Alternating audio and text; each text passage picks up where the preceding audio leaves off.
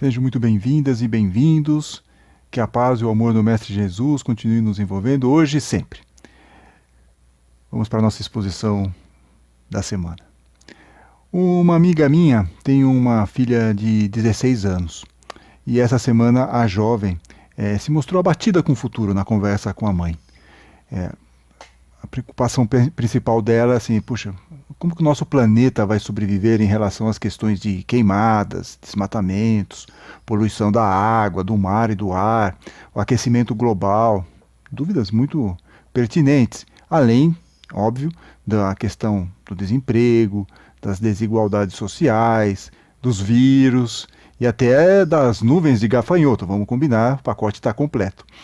No final, essa jovem concluiu: a humanidade parece ser um caso perdido. A mãe, que é espírita, óbvio, ainda tentou amenizar a questão, dizendo que estamos caminhando para um mundo de regeneração e que tudo isso vai passar. A jovem então respondeu para a mãe: como vai ser isso na prática? Porque os estragos são enormes e leva tempo para a natureza se regenerar. E aí, nesse momento, essa minha amiga resolveu jogar a toalha. Não teve mais argumentos para discutir com a filha. Mas o mais interessante é que o nome dessa jovem é Sofia. E este nome vem do grego, que quer dizer sabedoria.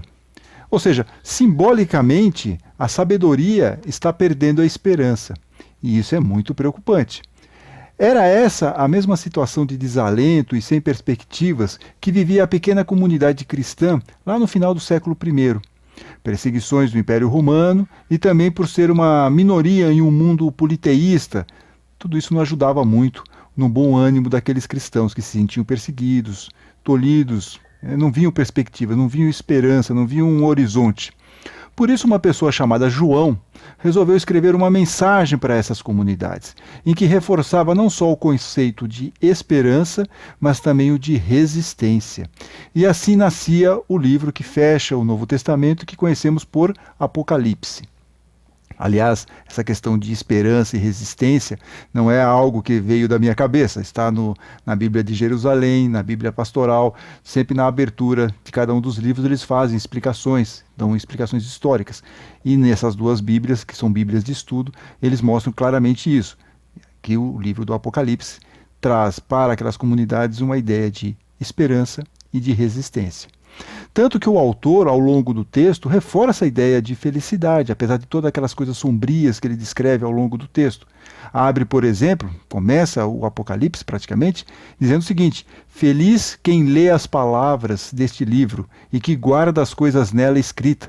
Ora, porque aquelas palavras vão dar o quê? Bom ânimo, um alento, vai ter um dia melhor, vai ter um dia que o dia vai renascer de uma outra circunstância. E o próprio autor encerra o Apocalipse de novo com uma ideia de felicidade.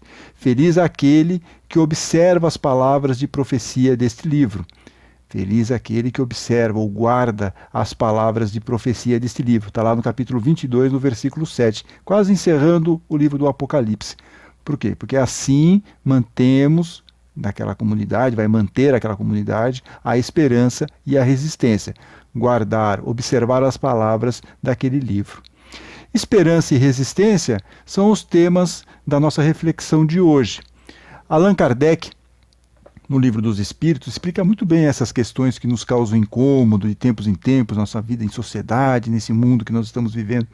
Ele faz um comentário no item 783 do Livro dos Espíritos, que é muito interessante e vai nos ajudar na reflexão de hoje. Ele diz lá, dizendo o seguinte, que o homem não pode permanecer perpetuamente na ignorância, porque deve chegar ao fim determinado pela providência. Ou seja, tem uma lei do progresso, não dá para ficar da mesma forma, sempre fazendo as mesmas besteiras, vamos combinar dessa maneira. Ele se esclarece, diz Kardec, pela própria força das circunstâncias.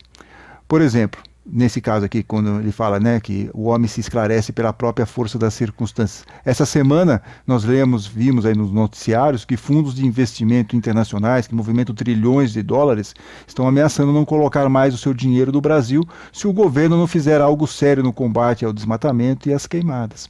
É essa a força das circunstâncias que Kardec está falando. Algo acontece para que o homem pare, pense e mude a sua direção, aprenda algo. Segue Kardec lá na 783. As revoluções morais, como as revoluções sociais, se infiltram pouco a pouco, diz Kardec, nas ideias, germinam ao longo dos séculos e depois explodem subitamente, fazendo ruir o edifício carcomido do passado, aquele edifício antigo que já está caindo aos pedaços. O edifício carcomido do passado vai ruir graças a essas questões todas. De pouco a pouco, novas ideias vão germinando, que não se encontra mais de acordo, e essas ideias, esse edifício antigas, né, essas ideias antigas e esse edifício carcomido, já não encontra mais, não está mais de acordo com as necessidades novas e as novas aspirações. Essa semana estreou uma minissérie, a segunda temporada, na verdade, de uma minissérie lá na Netflix, uma minissérie brasileira chamada A Coisa Mais Linda. Na primeira temporada, a personagem principal queria montar uma casa de shows no Rio de Janeiro no final da década de 50. E ela não podia porque apenas homens poderiam estar à frente de negócios.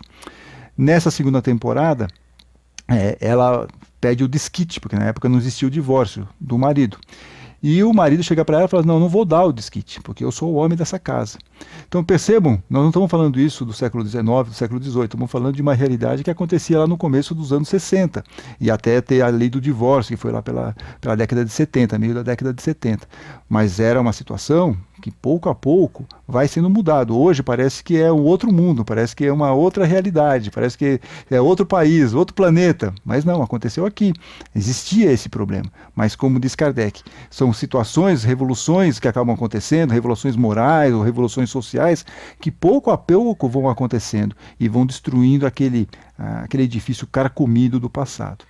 E ele termina aqui, Kardec termina dizendo o seguinte, que o homem geralmente não percebe nessas comoções ou nessa situação que nos deixa tão angustiados e tudo mais do que a desordem e a confusão momentâneas. Mas alguns conseguem enxergar como os desígnios da providência do mal que fazem surgir o bem. Ou seja, os desígnios da providência conseguem fazer do mal que surja algo positivo. De uma situação que nós estamos vendo, de uma situação muito caótica, que parece que nada está dando certo, está tudo errado, parece que não há perspectiva, mas é exatamente nesse momento que os desígnios da providência vão nos levar, desse mal, vão nos levar a algo positivo, ao bem. E Kardec termina aqui fazendo uma analogia. Ele fala o seguinte: a tempestade e o furacão saneiam a atmosfera. A tempestade e o furacão saneiam a atmosfera. Mas isso é tranquilo? Não. Depois de haverem revolvido todo aquele ar, todo aquele ambiente, foi um negócio traumático, mas depois limpa o ar. Então é isso que Kardec está dizendo. Muitas vezes parece que as coisas estão fugindo do controle, parece que não há perspectiva, mas no final algo positivo vai vir. E como é importante termos nesse momento, por exemplo, vozes que se apresentam para nos ajudar na melhoria da nossa casa comum, que é a Terra. Como é necessário ver a atitude de resistência, como da ativista sueca Greta Thunberg, de apenas 17 anos. Está lá chamando a atenção para a importante questão do aquecimento global. E justamente são movimentos como o dela que sensibilizam os tais investidores estrangeiros a não aplicarem recursos em quem não protege o meio ambiente. Veja só como as coisas estão muito interligadas. Outro exemplo dessa semana, outra jovem também, dessa vez a paquistanesa, a Malala Yousafzai, de 22 anos. Ela é uma ativista de direitos humanos, foi Prêmio Nobel da Paz aos 17 anos pela luta contra a repressão a crianças e jovens e pelo direito de todas as crianças à educação. Por quê?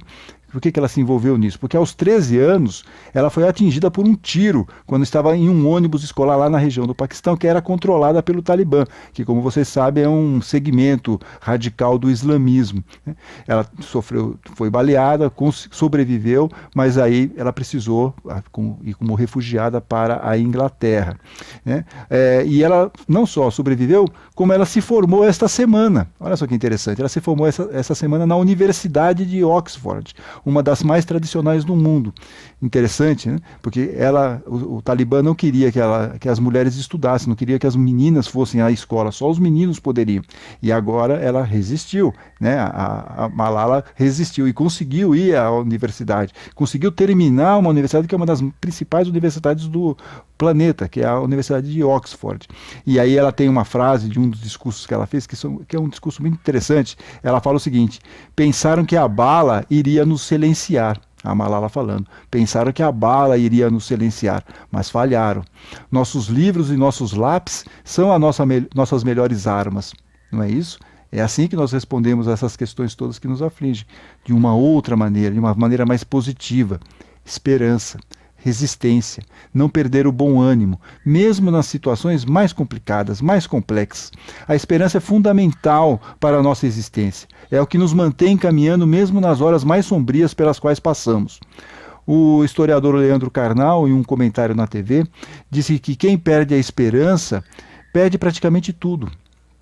Diz ele lá, sem esperança eu deixo de fazer qualquer coisa. Sem esperança não existe amanhã. Por outro lado, quem tem esperança aposta na melhoria, investe em um futuro melhor, diz aqui o Leandro Carnal. E era exatamente essa esperança e essa resistência que também motivavam o apóstolo Paulo. Lá na carta aos Coríntios, no capítulo 11, ele fala o seguinte, ele descreve um pouco as questões que ele passou durante as viagens apostólicas que ele fazia. Ele diz o seguinte, ele faz uma espécie de um resumo. 3 vezes fui açoitado com varas. Uma vez eu fui apedrejado. 3 vezes eu sofri naufrágio. Uma noite e um dia eu passei num abismo. Fiz várias viagens, tive perigos em rios, perigos de ser assaltado, perigos na cidade, perigos no deserto, perigos no mar, perigos entre falsos irmãos, trabalho, fadiga, vigílias, muitas vezes com fome, sede, jejum, frio e nudez. Tudo isso Paulo descrevendo todas as agruras pelas quais ele passou. E ele poderia ter desistido, claro, após tantas dores e sofrimentos, que aliás o João Marcos, que acompanhava o Paulo na primeira viagem, ele desistiu, no meio da viagem ele desistiu, falou, isso não é para mim, e foi embora. Mas Paulo não, Paulo perseverou, continuou, fez a primeira, fez a segunda, fez a terceira, fez uma série aí de viagens para levar os ensinamentos de Jesus. Seguiu em frente, não sabia por que tinha que passar por aquelas dificuldades todas, talvez ele não soubesse, mas ele possuía o quê? Confiança em Deus, em Jesus, no plano espiritual maior. Esperança, resistência, como convida o autor do Apocalipse, como já vimos. Feliz aquele que observa as palavras da profecia deste livro. Esperança, resistência, não nos deixar abater.